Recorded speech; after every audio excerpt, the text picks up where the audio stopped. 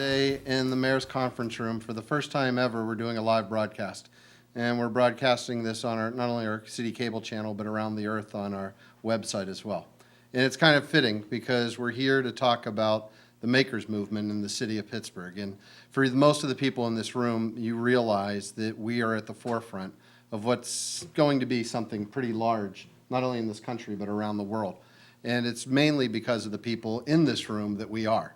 But for most of the people in the city of Pittsburgh, they don't even know what the makers movement is about. So what we want to do today is learn firsthand from you what's happening in this city, where it's going, then start to work in conjunction with what the president is pushing for, and really looking at not only post-industrial cities, but cities around this country, of how this can help to steer the economy.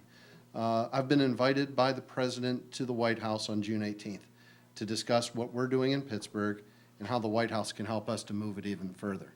So I want you to understand today something really important. You've been noticed. The work that you've been doing and that you've been putting in and how it's coming from so many different directions. Pittsburgh's been one of about a dozen cities that's been invited to participate in this discussion. But we got to take it further. We have the opportunity to define it and to get the resources from the federal government to make it even bigger and to allow a lot of different people the opportunity not only to create here, but to stay here. And that's the part that we will be discussing today. Before we get started, I just want to talk a little bit about some of the organizations that are here around the Roundtable, the Children's Museum, Society for Contemporary Craft, Manchester Bidwell, Bird Brain Technologies. We have several representatives from the city that are with us, including our Director of Innovation and Performance, the Chief Deborah Lamb, and our Analytics and Strategy Manager, Laura Maxell.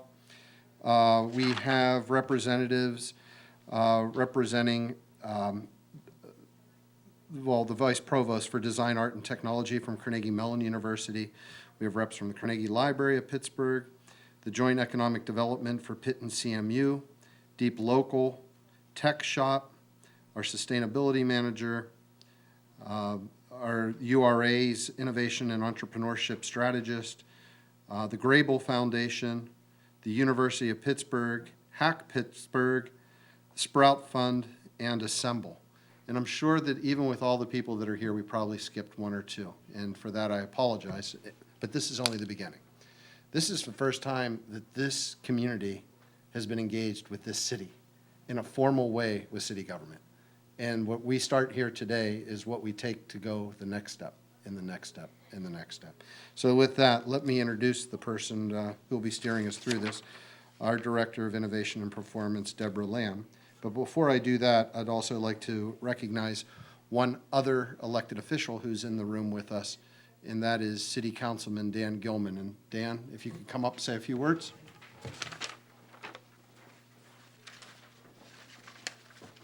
Thank you, Mayor. I think I've gotten to know most people in the room, but I have the great pleasure of representing District 8 on City Council, which includes the neighborhoods of Squirrel Hill, Shadyside, Point Breeze, and Oakland, the heart of the new economy of Pittsburgh, the heart of innovation and entrepreneurship for all of Western Pennsylvania. And when the White House first reached out to the mayor and to myself to ask us to host this roundtable, it was a recognition that what's happening in Pittsburgh is exactly how we rebuild not only Rust Belt cities, but all American cities to be competitive in the 21st century. And it's the work going on at the institutions represented here and hopefully by people watching on television today who understand that this is the economy that's going to drive not only the city of Pittsburgh forward, but all of southwestern Pennsylvania. So I'm excited to hear directly from you on a lot of the work that you're doing, and even more excited that we get to take that message nationally when the mayor carries it to the White House and to President Obama. So thank you for being here, and thank you, Mayor, for hosting. Thank you, Councilman. Chief Lamb. Thank you, Mayor. Thank you, Councilman. I'll keep this very brief, but I just like to say welcome. It's an honor to be here. I'm very excited to hear about all the good work that's already been done in the maker community. And I think, as the mayor put it very well, this is a chance for us to just listen, because all these great things have already happened, and they've happened organically, and they've happened in collaboration. And so now is a chance for us to see how we can take this nationally and showcase Pittsburgh as a model for the maker community. So I think we will just do a brief introduction with table so we just all know who's here, and then we can start some of the presentations, if that works. I'll just start. I'm Deborah Lamb. I'm the Chief of Innovation and Performance for the city. Anastas Rikakis, Vice Provost for Design, Health and Technology, Carnegie University. I'm Laura Meisel. I'm Analytics and Strategy Manager. Paul Zombie, Manchester Bidwell Corporation. Tom Lowers, founder of BirdBrain Technologies. Toby Greenwald, Carnegie Library of Pittsburgh.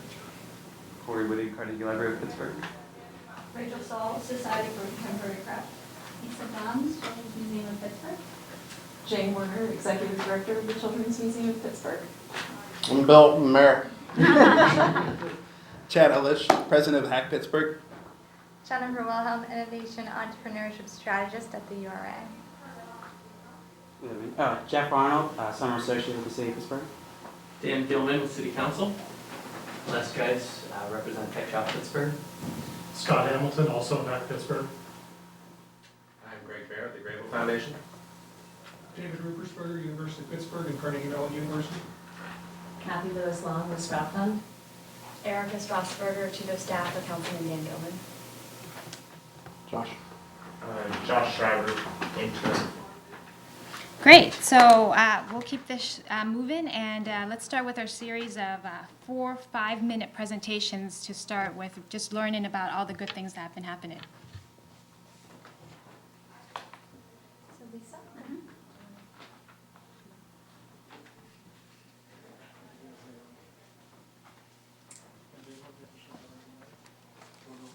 So I'm Lisa Brahms, and I am, turning on the thing, I'm the Director of Learning and Research at the Children's Museum of Pittsburgh.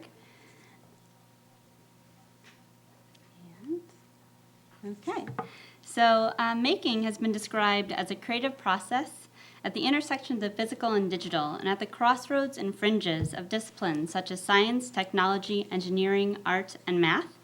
The educational policy world has taken note of this grassroots movement and is increasingly characterizing it as a movement of education reform, positioning it as an on-ramp to participation in STEM learning, and working to identify the programs and outcomes that may be leveraged to create STEM learning pathways for children and youth. School administrators and teachers are working to incorporate making into the classroom context, and designed informal learning environments, such as museums, science centers, and libraries, are expressing growing interest and investing in the integration of making into their exhibits and programs. Make Shop at Children's Museum of Pittsburgh. There it is. Is a makerspace designed to provide a supportive, open-ended, and informal learning environment for children and families to engage with real tools, materials, processes, and ideas.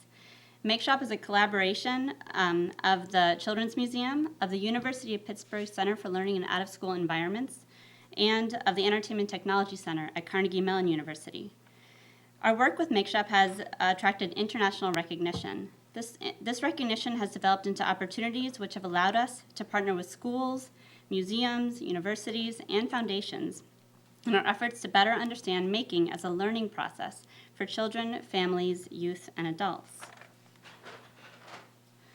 We've been working with community partners to transform spaces such as classrooms, libraries, and pre-service teacher programs throughout the region through the creation of makerspaces. Our partners have seen the changes in the ways in which students approach and engage in learning, notably shifts in mindset regarding learning and instruction, and the development of 21st century learning skills such as persistence, creativity, curiosity, problem-solving, and critical thinking. In addition, we have and continue to host transformative professional development opportunities for teachers, educators throughout the region. We have teamed up with Assemble to enable youth to engage in authentic tandem making experiences throughout the city. And we are leading the study of family learning in museum-based makerspaces. Through our work, we are finding making to be a social learning process that fosters skills and knowledge, as well as change in perspective and practice through experience and over time. From this work has developed a new project in partnership with the Institute for Museum and Library Services to create a framework for the design of makerspaces in museums and libraries nationwide. I will end with a brief video of our community partners discussing the value of making and its potential for education.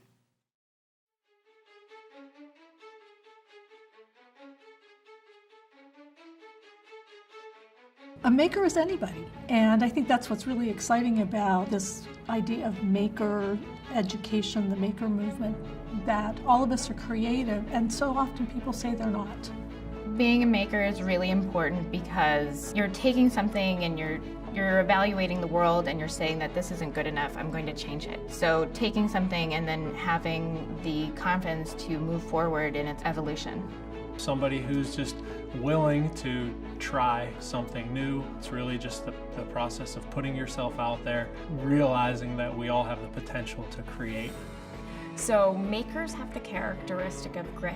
Grit has that passion, that drive that allows us to continue wanting to learn more, try different things, and think of what we're doing in new ways. When you're making, you're really just exploring. You're trying out new things, you're getting involved, you're living in that moment. How many times have you ever heard a kid say, I hope I don't have to play anymore? Well, it's the same thing with making. Nobody ever says, gee, I really wish I don't have to make anymore. Because you're involved, it's fun. I think it's important to integrate making into educational institutions as a way to encourage kids to explore creativity, to learn problem solving, and to learn how to explore and invent things. I think we've lost that in our education system by so much standardization. So when you're looking at makers, what you're really looking for is the ability to foster safe situations where anybody can learn that there's no right or wrong answer and that it's really about the experience. The question isn't why should we include making into our learning environments, but it's really why shouldn't we?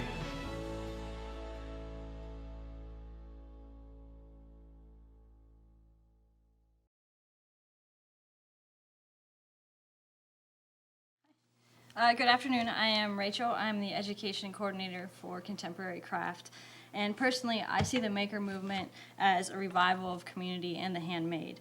It's the energy of the movement that's reconnecting individuals and communities to their cultural heritage while providing artists with rich opportunities to be involved in this process.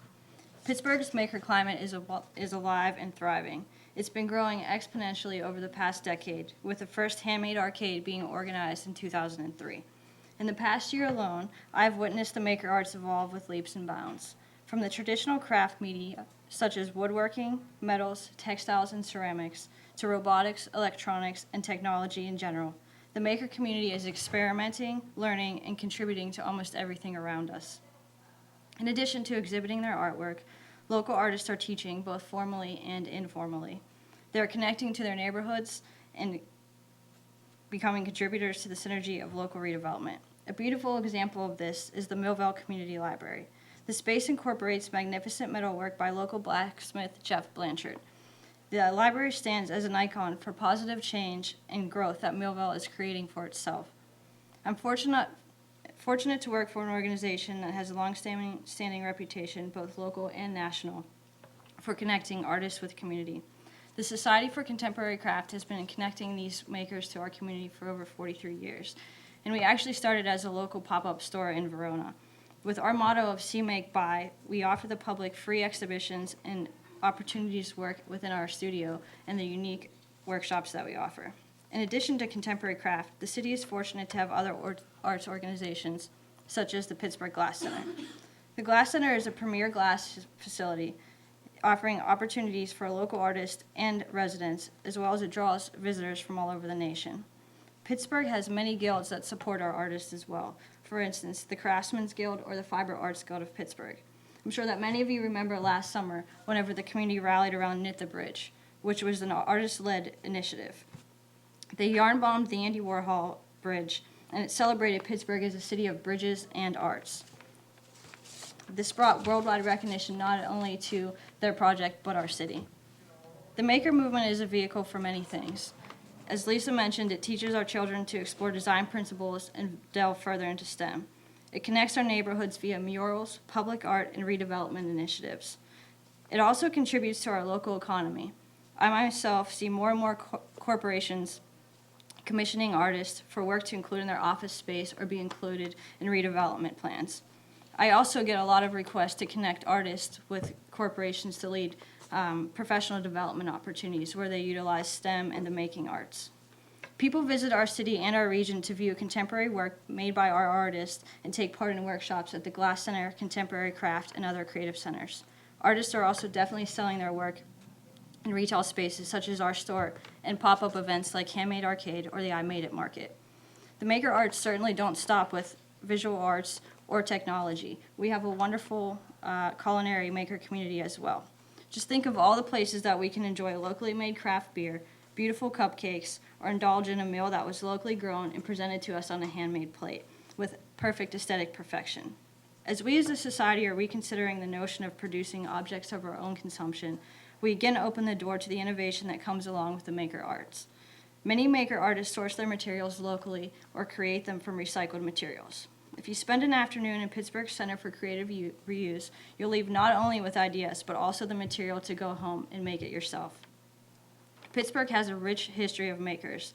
If we consider the Industrial Revolution and the incredible architecture that rose around the country as a result of our steel mills and glass production, we have been a community of makers for years. We pay homage to this past as we flourish in the do-it-yourself movement, and artists become the conduit for this progression. To show an example of some of the beautiful work that's being made in our community, I wore these earrings today, which were made by Sam Skelton. Sam is our current studio apprentice at Contemporary Craft, and she's a jeweler. Her work carries aesthetic from these small one-of-a-kind earrings to very large-scale sculptures. And I've also brought two other pieces with me that are on the table. The first is a handcrafted small sculpture by Sharon Massey. The piece comes from her Street View series, which is very true to Pittsburgh as it's made from steel. Sharon is studying and providing us a response to the density of architecture that arises from Rust Belt cities and industrial cities like Pittsburgh. Sharon also is an artist that teaches within our programs and works with youth in our community. The second piece I have here is a ceramic piece by Nicole Aquilano. Nicole is a ceramic artist that lives in Boston, but is currently doing a residency with the Contemporary Craft for the summer. Her work explores her surroundings as she inlays clays slip and does drawings of buildings and architecture. What she's going to be doing this summer is actually creating work that is specific to the historic Strip District and shows all of the buildings and architecture of our city. And lastly, an artist whose work I don't have with me today is Katie Dement. She's a paper maker who displays her work while also making significant contributions to the maker movement. Katie's materials are all natural and recycled. She teaches seniors in the creative aging programming to turn their handmade paper into greeting cards, as well as she works at Assemble to teach kids to disassemble stuffed animals, put them back together in different forms, and make their own new creations through sewing. The artists of the maker movement are connected to their community and our city. They contribute their personal time and their resources to a number of our projects. They're a component of what helps this movement progress. I'm very happy and feel fortunate to work closely with a lot of these makers, and I thank you for the opportunity to share a little bit with you today.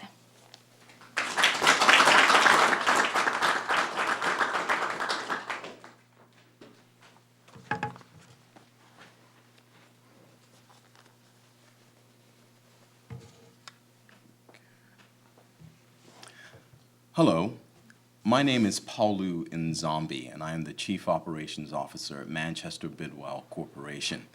On behalf of our CEO, William E. Strickland, Jr., fondly referred to as Bill, and our Executive Director, Val Njai, thank you for the opportunity for allowing us to participate in this roundtable discussion and speak with you briefly about Bidwell Training Center. Founded in 1968, Bidwell Training Center is a state-licensed, nationally accredited career training center located on Pittsburgh's North Side. In its ongoing effort to liberate the human spirit from the twin snares of poverty and despair, Bidwell Training Center provides the unemployed, the underemployed, adults in transition, and those dislocated from work with a unique opportunity to change their lives.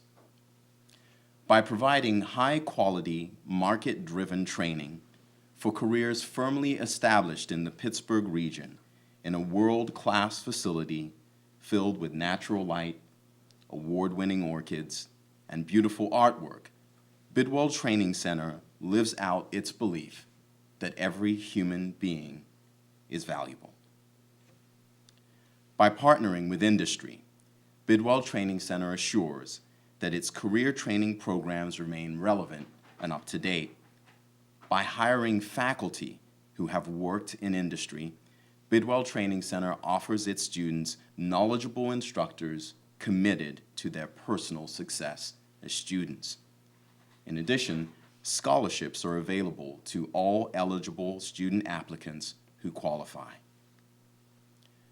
By attending Bidwell Training Center, individuals 18 years of older with a high school diploma or a GED can pursue training for entry-level positions in 7 distinct fields of study: chemical laboratory technician, the culinary arts, horticulture technician, pharmacy technician, medical claims processing, medical coder, electronic records medical assistant. All of these are programs that an individual can pursue at Bidwell Training Center.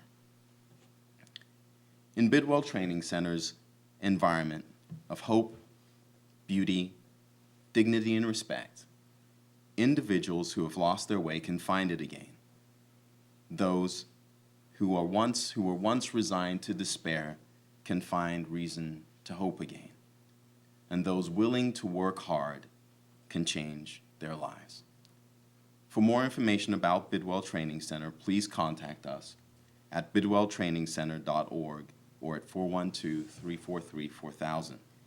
Information sessions are held Mondays and Wednesdays at 8:45 p.m. We encourage you to come on down and help us, help you find a better way forward. Thank you.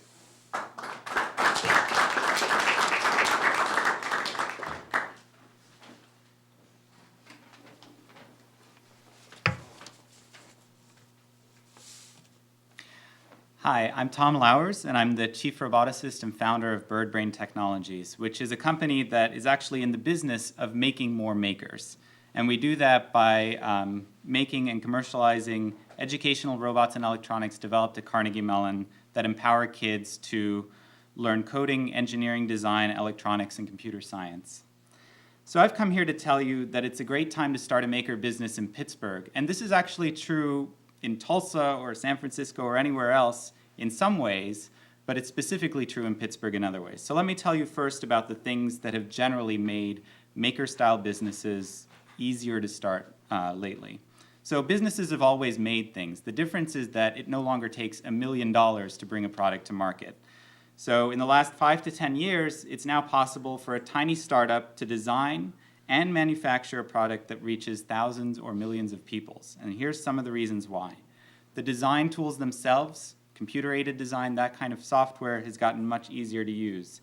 It's possible for people maybe who don't have an engineering or computer science background to learn the necessary skills to design a product through tutorials online or by connecting up with communities online and in person, communities of experts who have been there and who freely answer questions about any technical question. It's much easier to prototype a product. It's cheaper to create and manufacture mechanical things with 3D printing. It's also much cheaper to create an electronic gadget, circuit board or something like that. The rise, basically almost all companies now use contractors when they're manufacturing at scale. Even Apple, uses Foxconn, and they don't own their own manufacturing facilities. So the rise of these contractors means that anyone can go and find a manufacturer, either overseas or here, and say, I want you to make this specific thing with these specifications, and get advice back from them regarding whether it's manufacturable or not. It's the same thing is true with order fulfillment. So if you have a product and you need to ship it, instead of shipping them out of your basement, you can contract that to either a local warehouse or national companies like Amazon or Shipwire. At the same time, it's easier to fund a hardware product. Crowdsourcing platforms like Kickstarter, Indiegogo have made it possible for anyone to present an idea and a prototype and get funding for an inventory for that well in advance of actually shipping the product, which is a very problematic thing. I mean, even if you're making 1,000 of something, that may still cost $30,000. And so without that kind of crowdsourced funding, you may have to find funding from basically other locations, investors, and things like that. And I think actually what's most important here is that many consumers want to help you. Many consumers crave and thirst for customization of products. You know, not everybody wants the exact same gadget anymore. People want a wide range of different options, and that means that there's a much broader opportunity for people to create and make niche products. And this is true both with electronics and gadgets, but also with other types of crafts and making. Etsy is a good example of a marketplace where people sell the things that they make. So what makes Pittsburgh special? Well, there's a number of resources that I've relied on when starting my company, specifically a network of existing entrepreneurs who've been there. That's really important. I think when it comes to maker-style businesses, you have to think of it in terms of an ecosystem and whether all parts of that ecosystem exist in the city. And so one of the components of that ecosystem is this network. Another component is easy access to maker-style spaces. So Tech Shop and Hack Pittsburgh, being here in Pittsburgh, really helps in terms of allowing people to have access, relatively low-cost access to both hardware and also software, because sometimes the CAD packages that you use cost, a license may cost $5,000. It may be prohibitive. Other things that I've relied on, because my products came out of Carnegie Mellon, I relied on the Technology Transfer Office at Carnegie Mellon, and they really helped me get started in 2010 by connecting me with accountants, lawyers, and also providing a small startup sort of seed funding.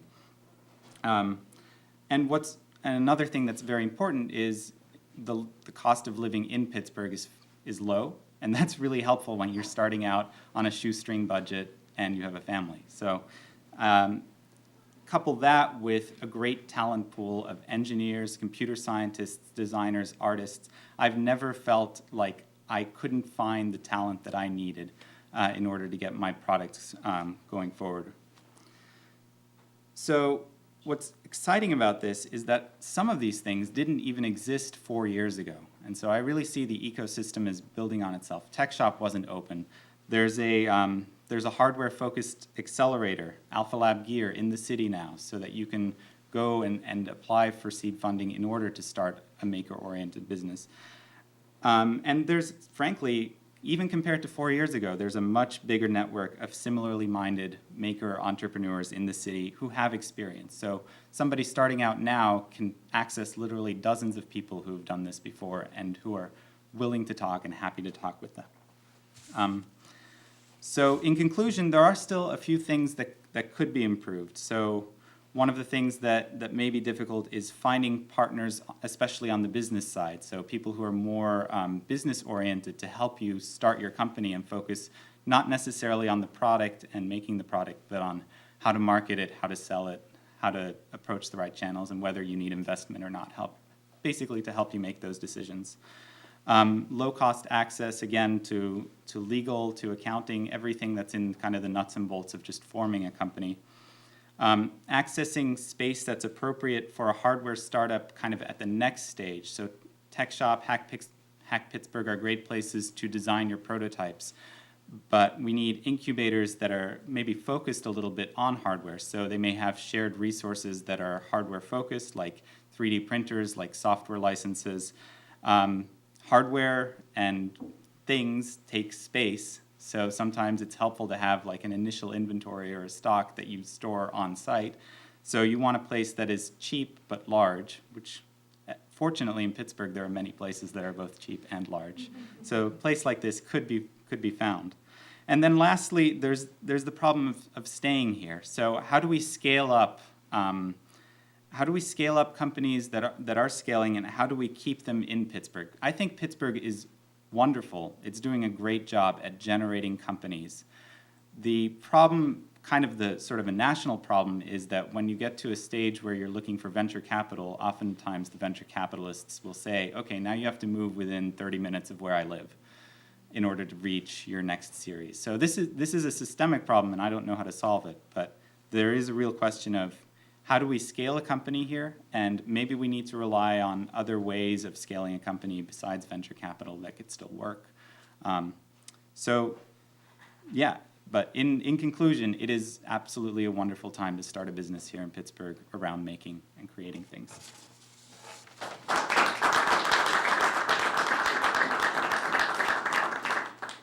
Thank you, Rachel, Lisa, Paulo, and Tom. So what you just heard in these brief presentations is a taste of the maker community. It's certainly not everything, and it's certainly not everything in the future, but it's a very good reflection of the good work that's already happened. When we originally started or thought about these presentations, we thought, it would be good to have presentations around education, around arts, around workforce development, and around business. But certainly, as you saw in these presentations, it's very hard to box categories and to kind of see it that way. The art that you see on the table was done through very good talent, but also really good education and training. But they've also become economic drivers in terms of creating new business opportunities for a lot of the local artists in the community. And so what you see is a diversity of skill sets that go across the gambit, that go beyond any one particular box. And it's also a reflection of the audience here today. The mayor mentioned the breadth of participants here, but they represent the academic community, the foundation community, the nonprofit community, and just the community groups at large, just really willing to be part of the general greater maker community. What we want to do next is really to continue this discussion and build on the initial introduction of each of these areas, with Jennifer facilitating some of the discussions. You might have already seen some of the questions around the agenda that we circulated, but what we want to do is just start that dialogue, and I will circulate the microphone around just so people can hear each other, and Jennifer can kind of facilitate.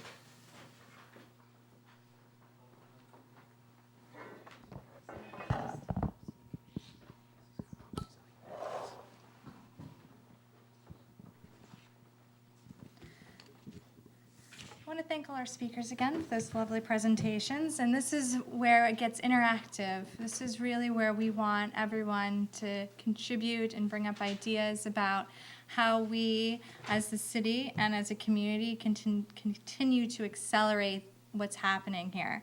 So we do have 3 discussion questions that we are focusing on, but this is just a starting point. This is just a first meeting. We want to get some ideas going, and then we want to be able to have subsequent gatherings and meetings in order to really turn those into actionable steps.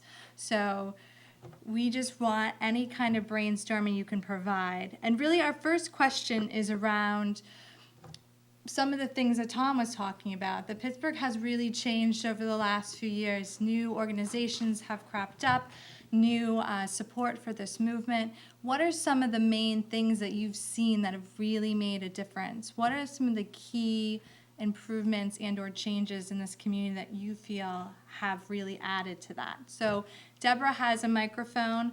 If you have a comment, please just feel free to go ahead and grab that. Somebody's got to get us started. I think on the educational landscape, one of the major things that has enabled us to really be a leader in this is the ways in which organizations are able to work together, and that's mainly through the work of the Kids and Creativity movement and just the spirit of collaboration that exists in this city. It's really amazing, and I don't think it exists in many cities around the country, but I do think it's inherent to maker culture to kind of admit the things that you don't know and to reach out and collaborate with others. And so I think that we, as a community, kind of exemplify that quality of maker spirit. So I think that's really helped us grow in that area in education.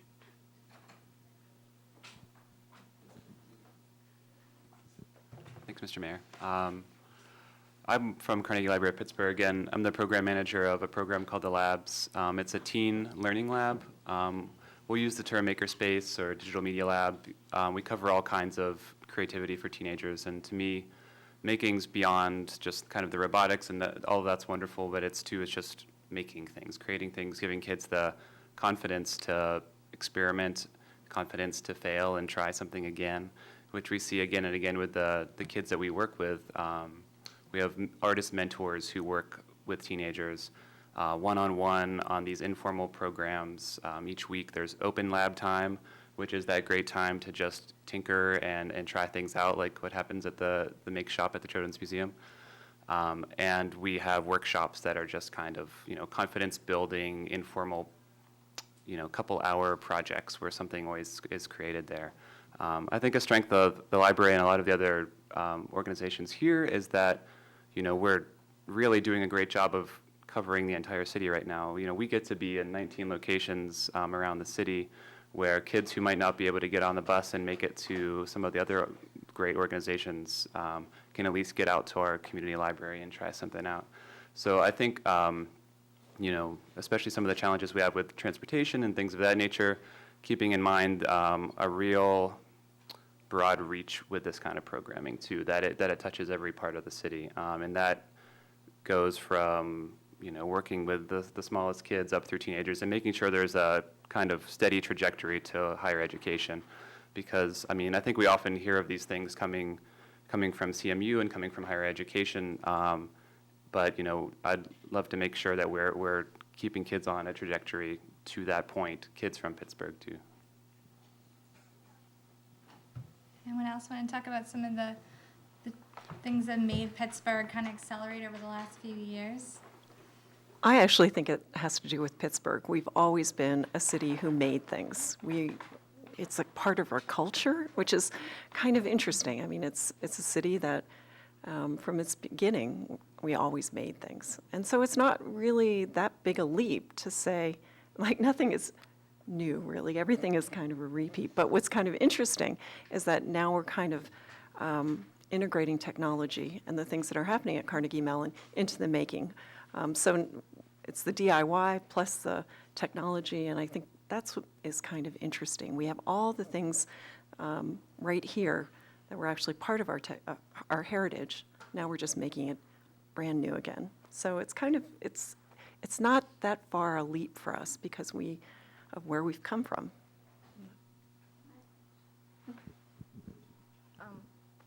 Representing the arts, I think also what's happening here today is a true symbolism of, I think that giving people the voice is what's helped the community grow as well, especially in terms of artists, not pushing artists out, but allowing them to become involved. Or, I come from contemporary craft, so we work very much in the historical textile, ceramic, metal field, but I go to the Make Shop and I see, wow, this is really incorporated into a child's STEM learning now.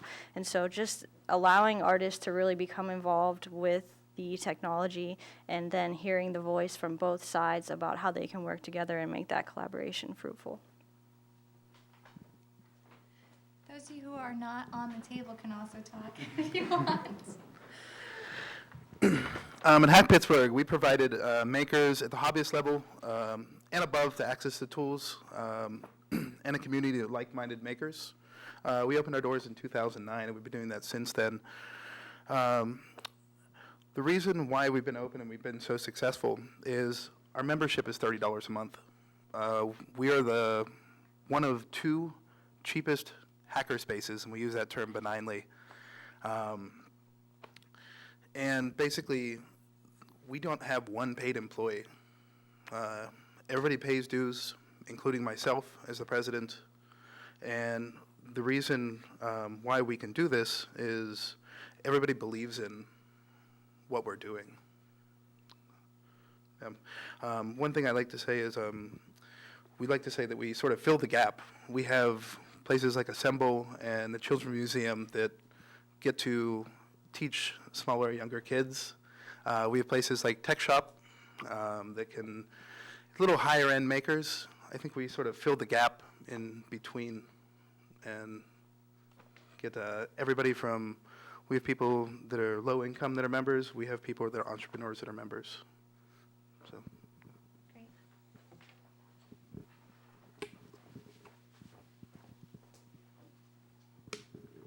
I think Pittsburgh is really benefiting from its past in two ways. One already mentioned here today, and that is having a history that is largely industrial and based upon the ability to make products that not only people locally but around the world have found relevant and important to their progress as human beings. But I think in the same way, Pittsburgh benefits from having an arts community that has always been central to what Pittsburgh is all about. The fact that the arts have been significantly supported in Pittsburgh, whether it be the symphony or the ballet or what have you, visual arts, the reality is there is either a tacit or verbal acknowledgement that arts is central to the creative process. And the ability to combine creativity with technology actually breeds the very innovation that Pittsburgh has become known for. And so by continuing to invest in art-based education and providing broad access to the arts for young people, what we're really doing is cultivating the innovators of tomorrow. Because two things that entrepreneurs and sort of artists have in common is they tend to start with a blank tablet, imagine, and then create from nothing.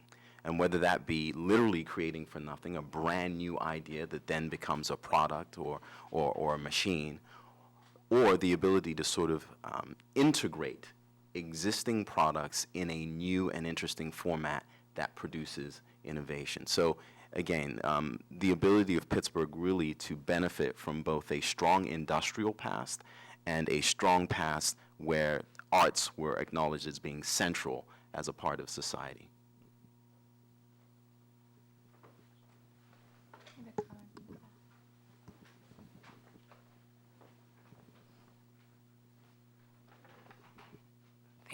Excuse me. Thank you.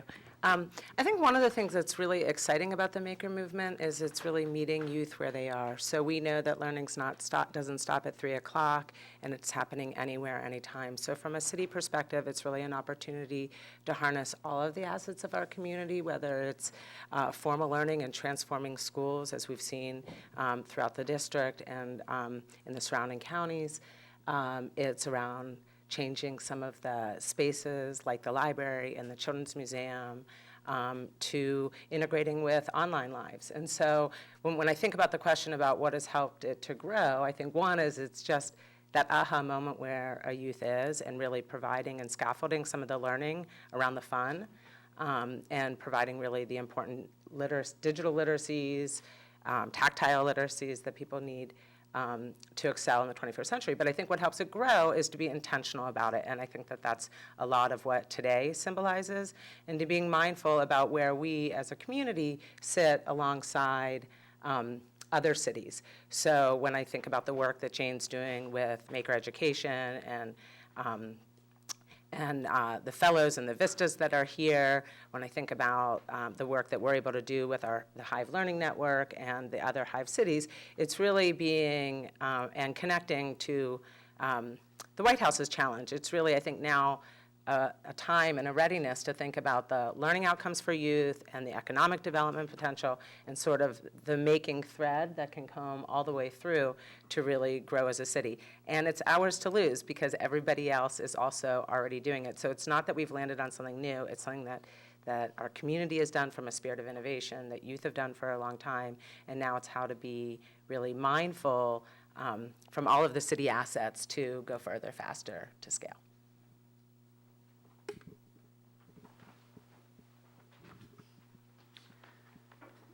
So I think that really the connectedness, the connectivity that we see here in Pittsburgh is truly what makes a very unique opportunity, not only for the Maker Movement, and us as representing Tech Shop, we've connected with I think everyone in this room, and that's an important nature of being Tech Shop is that we have open access, really. There is no barrier to entry. So we see everyone from all different types of backgrounds, from design backgrounds to engineering backgrounds to just curiosity. So in having that come together all into one space, artists, engineers, and hobbyists, really it breaks down that barrier to entry. And I think that connected front that we have, that we're seeing here today is really is really a unique opportunity, and we're creating that, all together. So, Tech Shop, it's no coincidence that we opened up here in Pittsburgh. It's a very industrious city, and we've seen that. We've seen that as probably more use in our machine shop than our other shops around the country.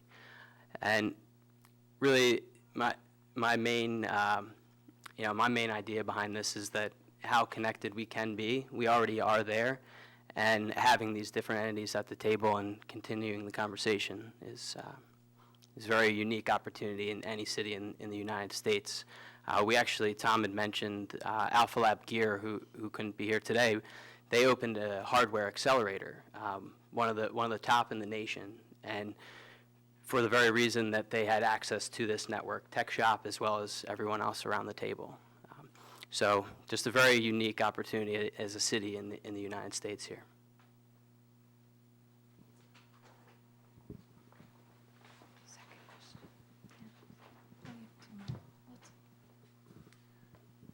So I want to mention that there's also a lot of exciting development with respect to the maker movement in school education and formal education. I mean, we have some awesome teachers around the city and around the county and the region, and they are, in many cases, actually well supported by their administration and also well supported from a funding perspective thanks to the foundation community.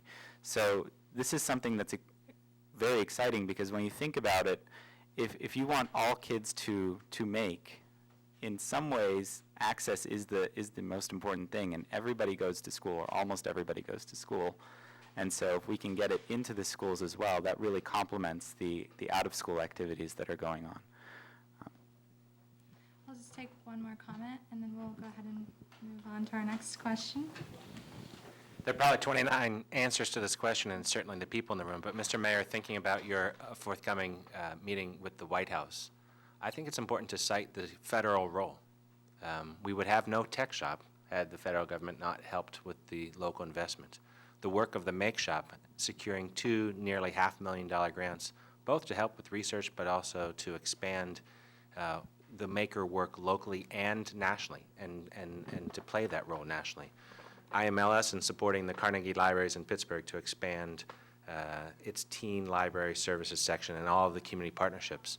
The work of Carnegie Mellon working with OSTP and with DARPA, the work of the Sprout Fund working with the U.S. Department of Education. The federal connections here are significant and important, financially and non-financially. And it's, I think we all are thrilled to have City Hall involved in this.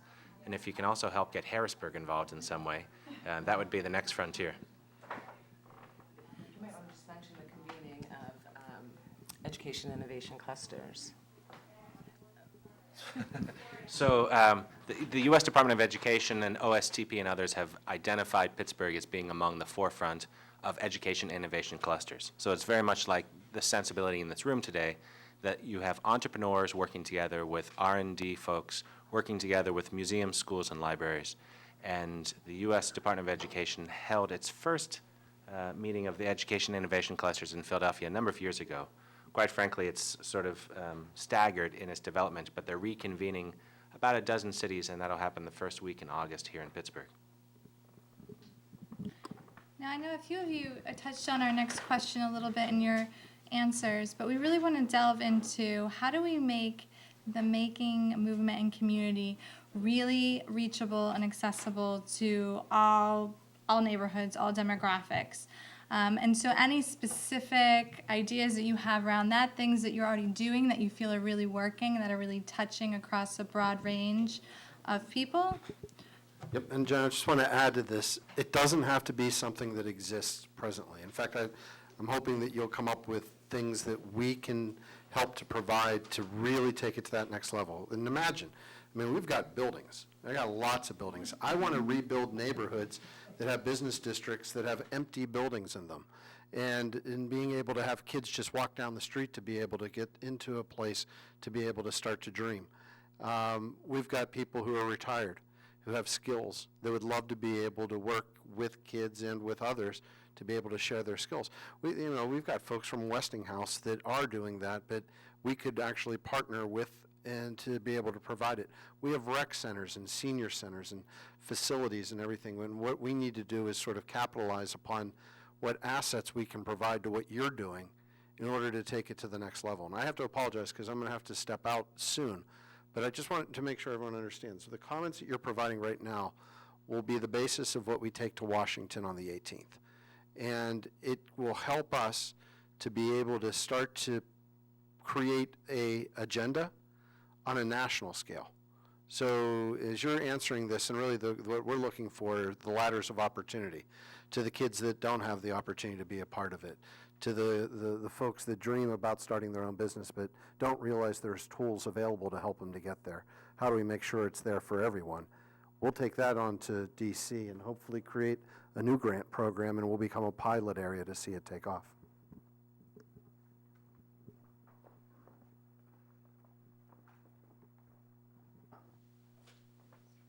Thank you. A lot of fun listening to all things that's happening. Thanks for the opportunity again to hear how great things are here.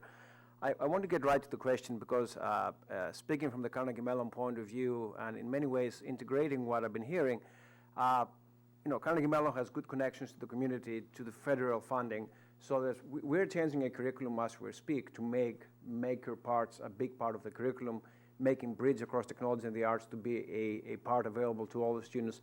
So we're doing all that, and then we look at the pipeline, and that's where the problem is.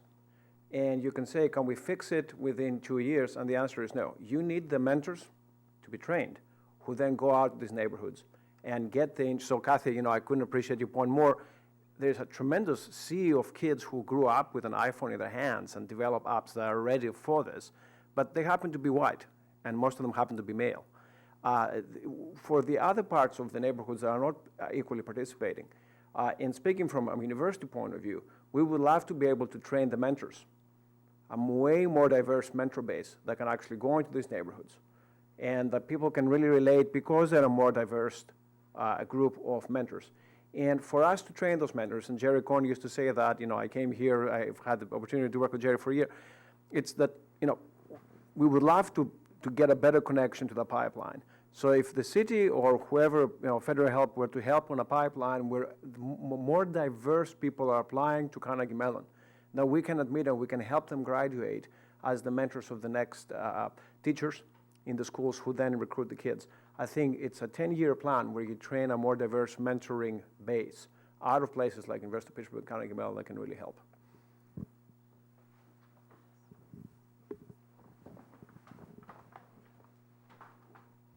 Thanks. I agree that mentorship is actually critical. We've seen in our make shop that the staff really make the experience for all of our visitors. They bring a wealth of skills and knowledge, and they are makers themselves and have learned to be amazing educators, and so they bring that spirit. And without them, it wouldn't exist. But I think in addition to training mentors, I think an important step would be to think about what kinds of mentors and making is happening throughout the city in places that aren't industry or that are homes or in communities that exist. There's a educational philosophy or theory called funds of knowledge. So what are the funds of knowledge that exist within communities, within homes, within generations that really are at their root making, and how can we leverage those people, their identities, to help students and kids really see themselves as makers. So that's not an answer, but I really think that that's an important step in order to spread. We have to think about it at least in order to spread.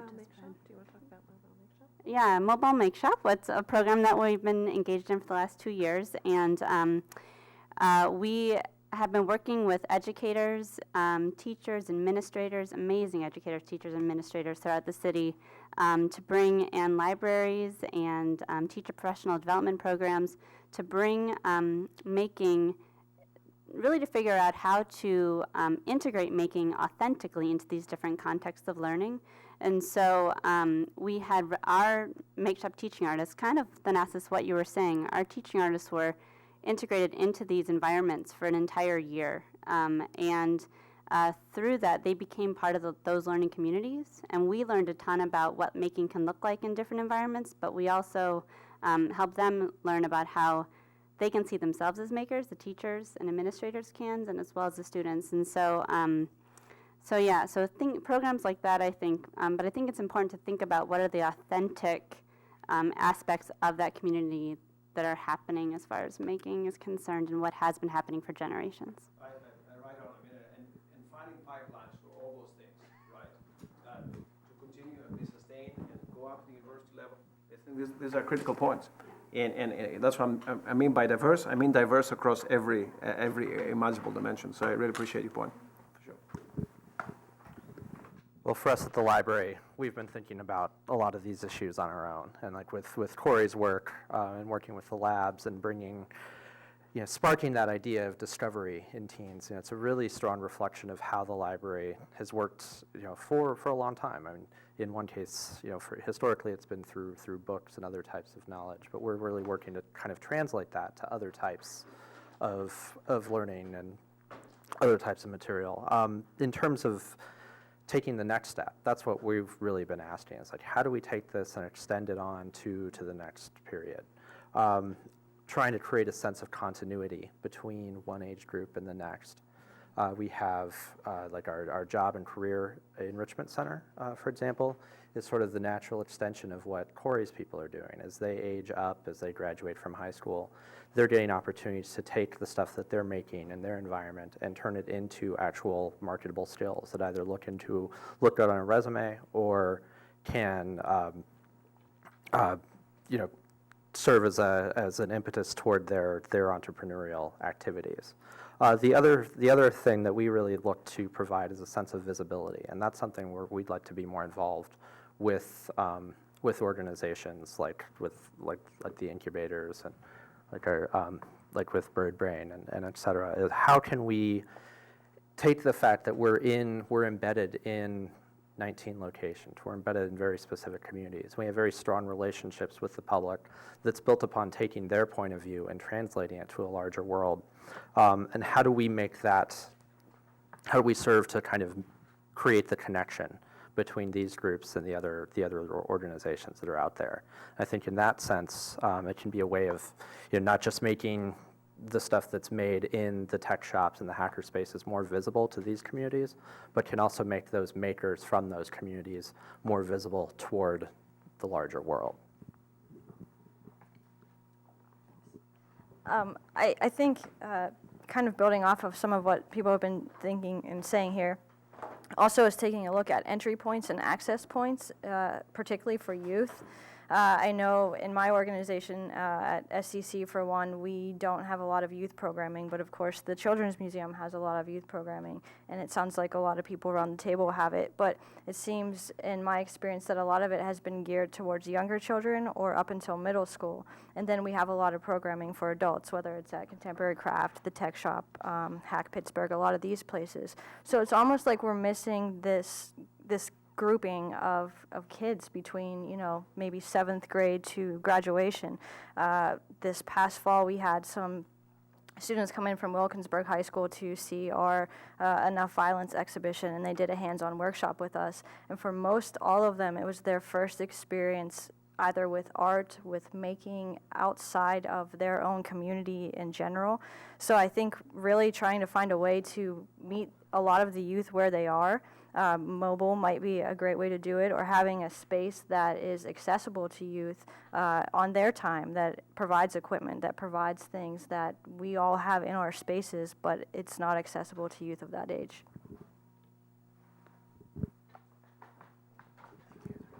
So I'll take off my Bidwell Training Center Adult Career Training Workforce Development hat off for a moment and talk on behalf of the Manchester Craftsmen's Guild, which is a youth arts after-school program that focuses essentially on high school age students in 4 studios: ceramics, photography, digital arts, and design, and engages them in hands-on tactile learning experiences that teach them as much about the technical aptitudes of manipulating those types of media as well as about themselves. I'm deeply concerned about the whole issue of accessibility. and the idea that we make maker movement essentially accessible to individuals from lower income neighborhoods who are traditionally being, underserved. One of the ways that I think we can do that is actually by dusting off a very old idea and reinvigorating it with some new energy.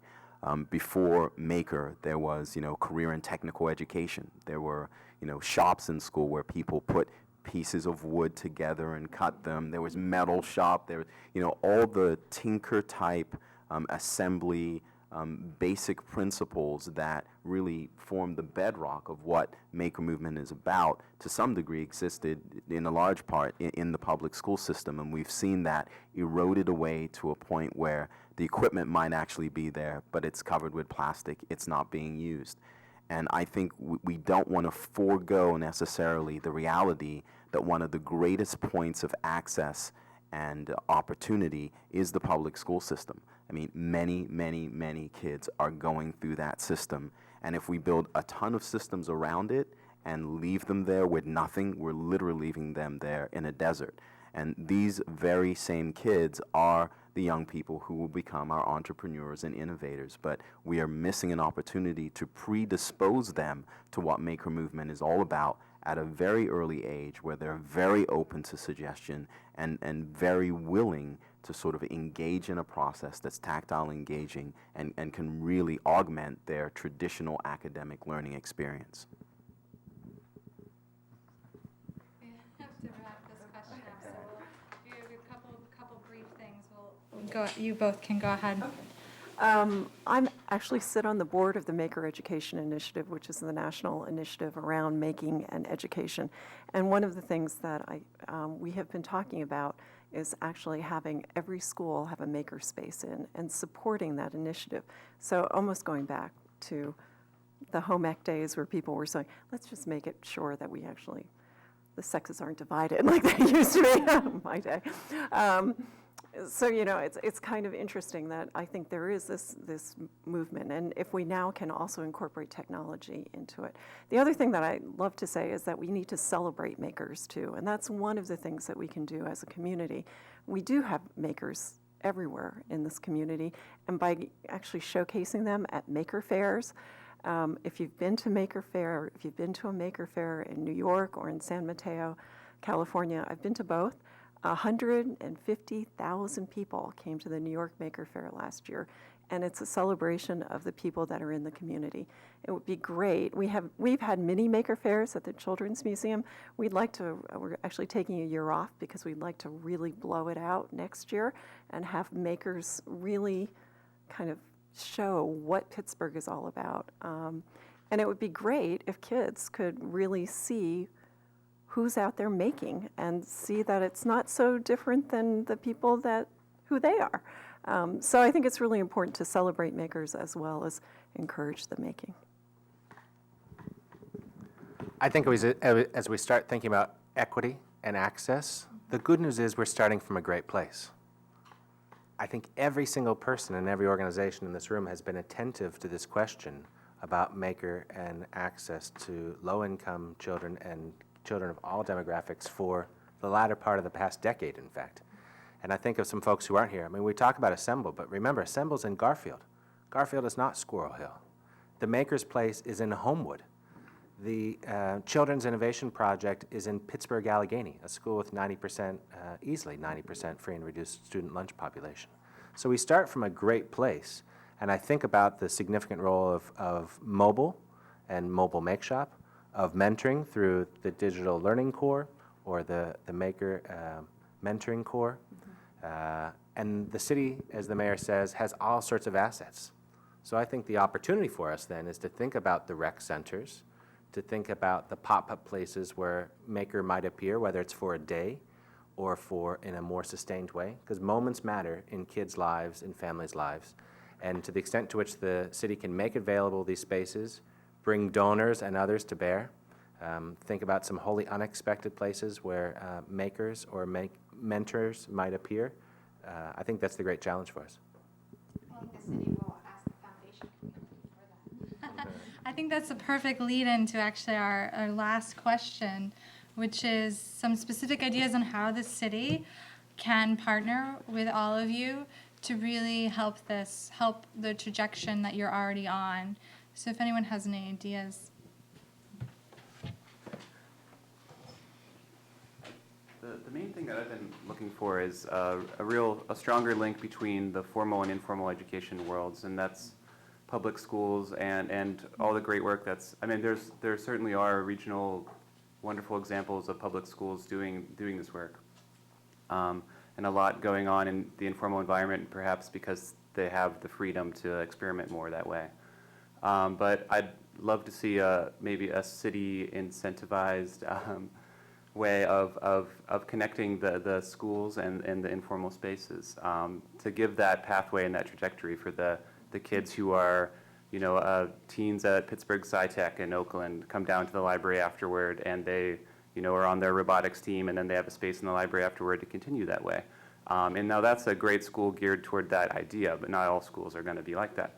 So, from us reaching out with what we're hoping to we're calling Labs on Location, where we do our program out in all the branches where we don't hit every week, to gearing kids at schools in those neighborhoods to us, and then to other after-school opportunities. I'd love to see that link made stronger.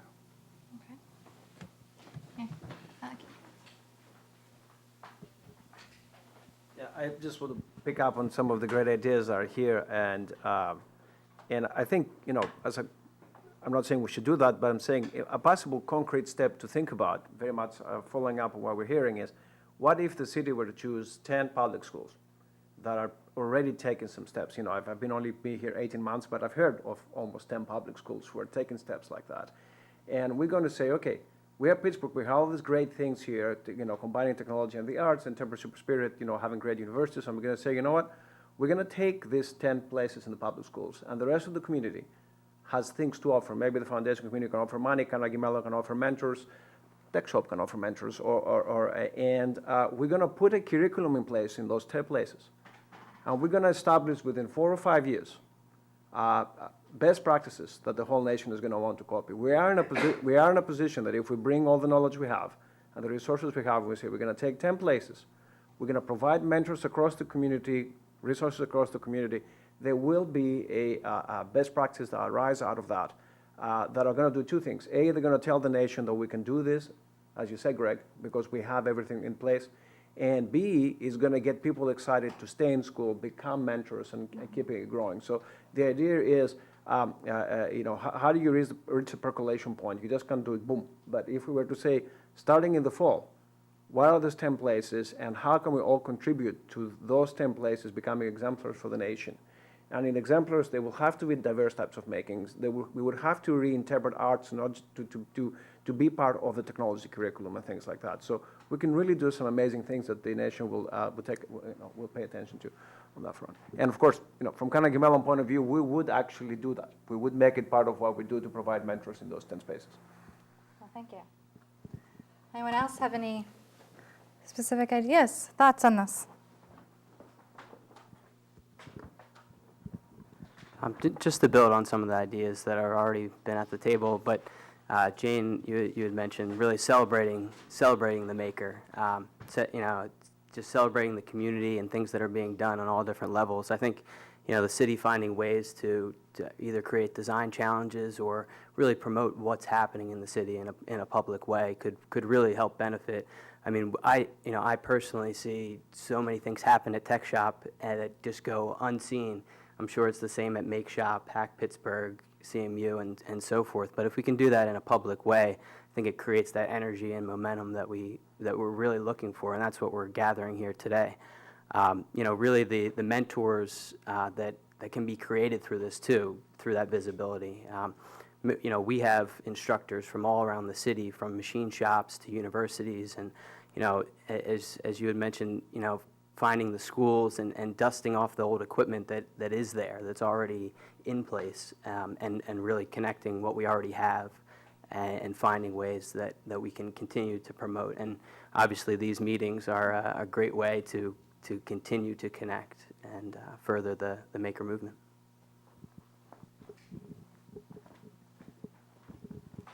Thank you. I wanted to just make two distinct points. One, on the celebration front, that I think it really is important to amplify the voices and the work of makers in our community, and there's a great way to do it sort of immediately before we even have everything organized, which is to join the Global Maker Party, which is a part of Mozilla. It's July 17th to September 17th, and there'll be cities and communities all over the world celebrating making. So that's tactile making, that's offline making, that's digital making, and all of us from all of our individual institutions and organizations should be a part of that global campaign. And then just to build on some of the points that were made earlier, I think making is so important because it's both building on skills and it's driving innovation. We talked about that really happening from an ecosystem perspective. So I would say as we begin to think about how to be intentional, it's really about thinking about what are the different sectors in that ecosystem. So we think about the research and design, we think about the makers themselves, we think about the scholarship, the entrepreneurship. So I think about really thinking about what are all of the pieces, and many of them are in this room, others are not, but it's really important to think about how do we drive this work forward as a community, really thinking from an ecological perspective, both on the learning and skills development side for learners, and which will be our future workforce, really for the entrepreneurship and economic development potential. And making is a great thread that takes us all the way through. Just a small point, but just to think about, we're thinking about pathways and trajectories for kids through adulthood, thinking about all those people and points that they hit along the way. And you know, we've seen a lot of transformative work with teachers in the ways in which they can think about making not necessarily as what they're making, but how they approach making. And so that's just one example that you know, finding a way to reach the teachers where they are, to reach the parents where they are really important pieces in the larger puzzle. We all play important roles in our big organizations, but you know, we're only with kids a fraction of the time, and so making sure that it's not about necessarily the iPads and the big equipment, but about the moments with a parent or with a teacher or with a mentor. So, yeah, the relationships, exactly. Yeah. Any other comments before we wrap up? Any other comments from those who haven't spoken? Yeah. This doesn't directly have to do with Hack Pittsburgh, although because we're an egalitarian organization, we actually cover quite a bit of demographic. I think our oldest member is in his 70s. And it's not only fun to have him around, it's also encouraging to realize that somebody from that era, back when I guess making wasn't as cool as it is now, or may have been called something else, but had the kind of skills in the background that we're now just starting to incorporate in our children. You know, they had access to machine shops and woodworking shops when they're kids. I want to make sure that we don't leave them out. And it's specifically important in Pittsburgh, given the age of our demographic. We're one of the oldest counties in the United States. And I think we want to make sure that they understand that making is cool again, that we've somehow come through a dark ages of making in the 80s and the 90s. It's now going through a renaissance again. I think there's a lot of talent, there's a lot of interest, and perhaps even some access to funding, that if we could engage these people, that we could get them really interested and really engaged.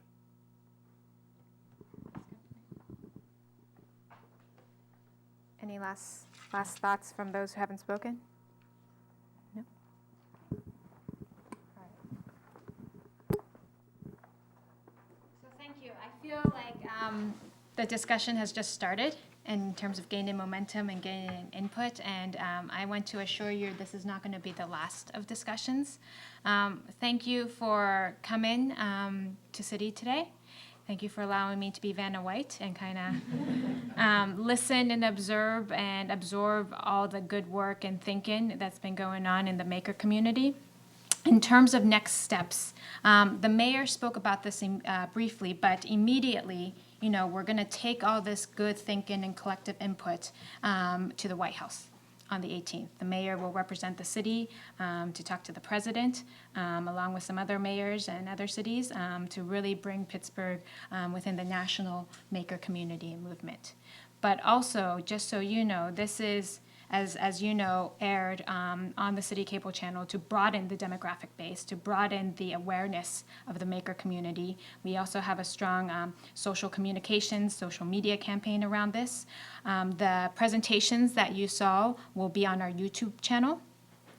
We will also be distributing a summary report of this meeting within a week's time, so you have it captured in the immediate thoughts. But I think the most important part for us to know that this is not just a talk fest just to be a talk fest. We're very keen to have this discussion continue, but also translate into action. So this is, not only coincides with the maker community and maker fair at the national level, but is our first of a series of roundtables that we'll be hosting for the city. The other roundtables will be around clean tech, the accelerators, incubators, as well as the co-working spaces and startup communities. So while it's hard to box, people and places into certain categories, this is the first of 5 roundtables that we'll be hosting to serve as a listening tour for myself and as well as the mayor and the general city departments to understand what the current needs of the innovation community at large are, and how can the city help and support and position itself to continue to drive innovation. We recognize that all this good work has already been done organically, and it's already done for years really well by all of you collectively, but it certainly can gather more support through collaboration and through a stronger role that the city should have around innovation. So really think of this as the first of many discussions and actions. These discussions will also accumulate into a roadmap that we'll be producing for the city to really take actionable items and step-by-step concrete results to drive innovation that are measurable and will enhance the overall, ultimately the quality of life for Pittsburgh and all its residents. So thank you so much. Thank you for coming, and we hope to see you soon.